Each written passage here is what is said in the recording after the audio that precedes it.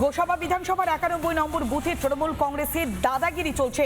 বিজেপির নেতাকে বেধড়ক মারধর তৃণমূলের। আক্রান্ত সন্দীপ মৃধা হাসপাতালে চিকিৎসাধীন রয়েছেন। গোসাবা বিধানসভার 91 নম্বর বুথে তৃণমূল কংগ্রেসের দাদাগিরি চলছে। বিজেপির নেতাকে বেধড়ক মারধর করেছে তৃণমূল, এমন অভিযোগ উঠে আসছে। আক্রান্ত সন্দীপ মৃধা হাসপাতালে ভর্তি।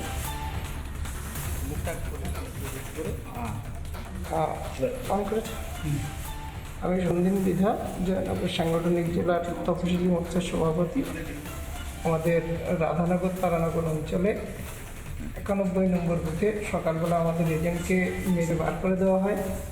এটা যখন আমার কাছে খবর আসে, আমি আমাদের কর্মীদের নিয়ে এজেন্ট বসানোর জন্য সেখানে সেক্টরের সঙ্গে কথা বলে এজেন্ট বসিয়ে আমরা যখন বেরিয়ে আসছি, তখন ওই রাধানগর তারানগর 91 নম্বর বুথের বাইরে 70 থেকে 80 জন মুসলমান সম্প্রদায়ের দুষ্কৃতী বাহিনী, তারা আমাদের কর্মীদের উপরে চড়াও হয়। আমাকে বেধড়ক মারধর করে, রড বাঁশ দিয়ে মারধর করে এবং আমার পাঁজরে এইখানটায় প্রচণ্ড পরিমাণে মেরেছে।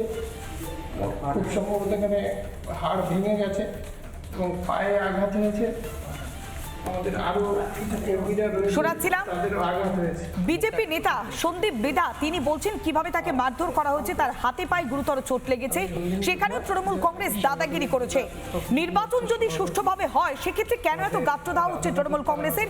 তবে কি নিজেদের জমিটা আলগা হয়ে যাচ্ছে? নিজেদের জমি হারানোর ভয় পাচ্ছে রাজ্যের শাসক দল, সেই কারণেই বারবার বিজেপিকে নিশানা করছে।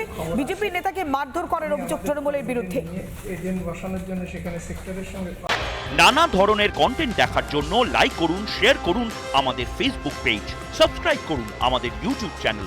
পাশাপাশি অন্যান্য ব্রেকিং নিউজের জন্য অবশ্যই চোখ রাখুন রিপাবলিক বাংলায়।